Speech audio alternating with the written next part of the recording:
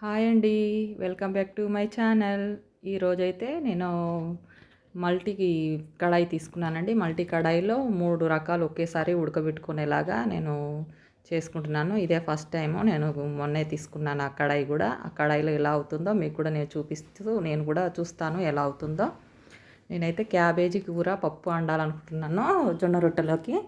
ఈ పప్పు తాలింపు వేయాలి కాబట్టి నేను లాస్ట్‌లో శనగపప్పు, క్యాబేజీ కూర అయితే పోన్ పెడుతున్నాను. ఇది పోన్ పెట్టేసి క్యాబేజ్ అయితే వేసానండి. క్యాబేజ్ కూడా కొంచెం కుక్ అవ్వాలి. కుక్ అయిన తర్వాత పప్పు అనేది వేస్తాను. ఇంకా ఇలా కుక్ అవుతుంది. ఇంకా కడాయి రేటు కూడా ఎంత ఏంటిది అనేది కూడా మీరు కామెంట్ చేస్తే చెప్తానండి. ఇంకా శనగపప్పు అయితే వేసేసాను. ఇంకా కడాయి కూడా చాలా మందంగా ఉంది కాబట్టి బాగానే అవుతుంది.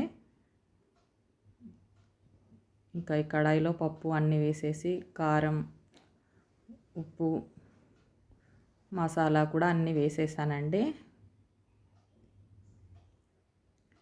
ఇంకా అవన్నీ వేసేసుకొని మనం వాటర్ అనేది పోసేసుకుంటే చక్కగా ఉడికిపోతుంది కదా. ఇంకా అవన్నీ వేసేస్తున్నానండి.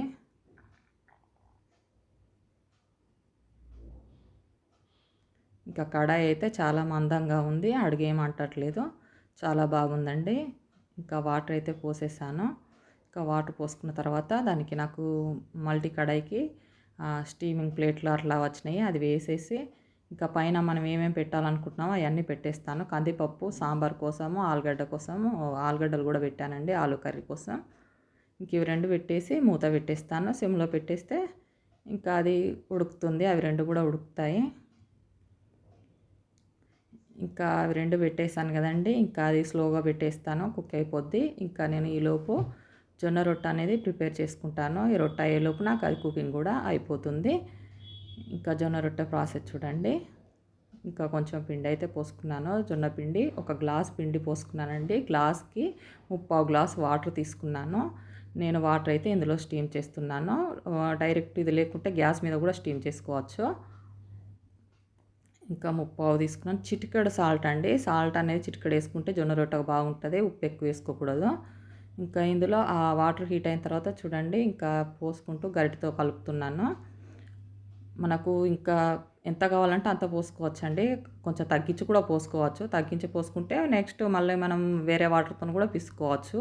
మరీ లూజ్ అయితదేమో అనుకుంటే నేను రెగ్యులర్‌గా చేస్తున్నాను కాబట్టి నాకు ఇంత సరిపోతదని చెప్పి నేను ఇంత క్వాంటిటీ వాటర్ అయితే తీసుకున్నాను. ఇంకా పోసి కలుపుతున్నాను. కొంచెం పిండి అనేది లూజ్‌గా కొంచెం మరీ టైట్‌గా కాకుండా మరీ లూజ్‌గా కాకుండా ఉంటే చపాతీ అనేది స్మూత్‌గా వస్తదండి మనం చేసేటప్పుడు. పగుళ్ళు రాకుండా చక్కగా వస్తది. ఇంకా ఈ పిండిని కూడా నేను ఇట్లా వేడి అంటే మరీ వేడి కాకుండా కొంచెం గోరువెచ్చగా ఉన్నప్పుడు మనం చేత్తో చక్కగా పిసుకోవాలండి.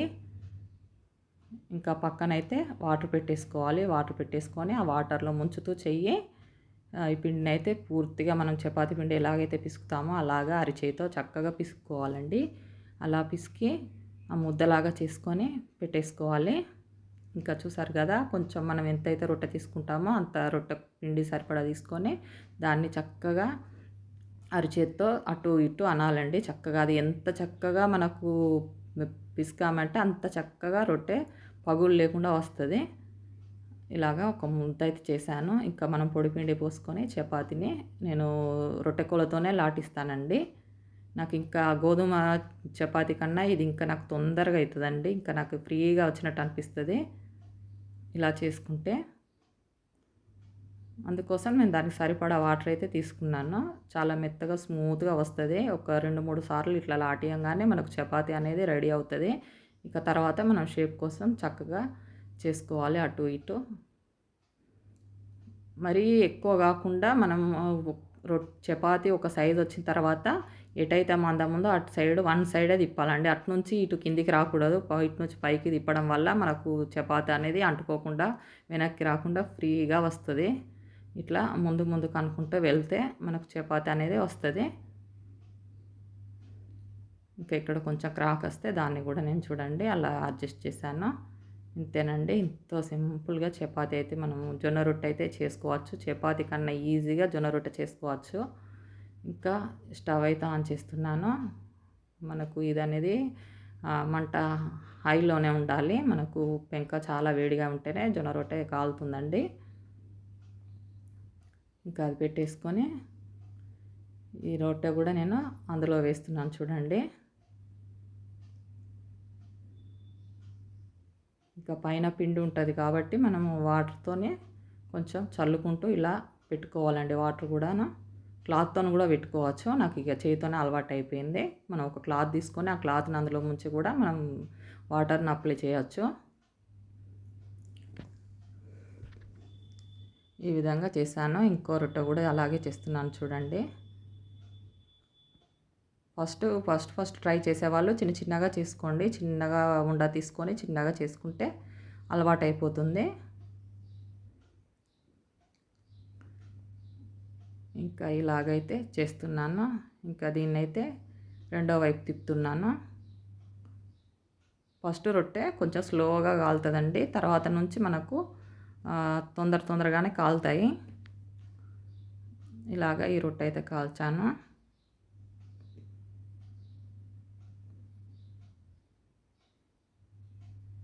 ఇంకా అటు ఇటు రెండు వైపులా కాల్చుకోవాలండి.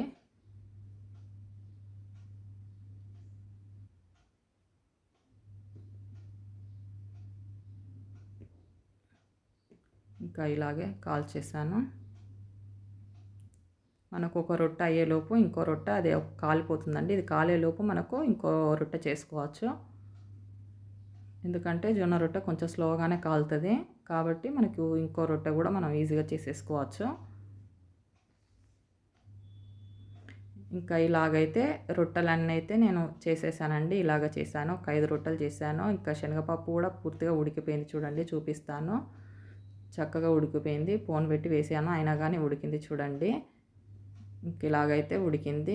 ఇంకా కందిపప్పు ఆలుగడ్డలు పెట్టాను కదా, చూద్దాము. అయితే కందిపప్పు కూడా ఉడికింది కానీ నేను వాటర్ అనేది ఎక్కువ తీసుకున్నాను. ఆల్రెడీ ఇందులో స్టీమ్ అవుతుంది కాబట్టి కొంచెం వాటర్ తక్కువ తీసుకోవాలి. మామూలుగా నేను ఉడకబెట్టే అంత వాటర్ పోసుకున్నాను, ఉడికింది. ఈసారి వాటర్ తగ్గించిపోయాలి. ఆలుగడ్డలు కూడా చూడండి ఎంత చక్కగా ఉడికాయో, చాలా బాగా ఉడికాయండి. 3 ఒకేసారి అయిపోయాయి. చూసారు కదండి. ఇదండి మా వీడియో. నచ్చితే లైక్, షేర్ చేయండి, సబ్స్క్రైబ్ చేయండి. అలాగే మా channel terrace garden, Lavanya terrace garden అంటే వస్తుందండి. ఛానల్ పేరు మారడానికి టైం పడుతుంది కాబట్టి ఇలాగే చూస్తూ ఉండండి. మంచి మంచి వీడియోస్ ఇలాగే చేస్తాను, చూస్తూ ఉండండి. ఓకే అండి, బాయ్.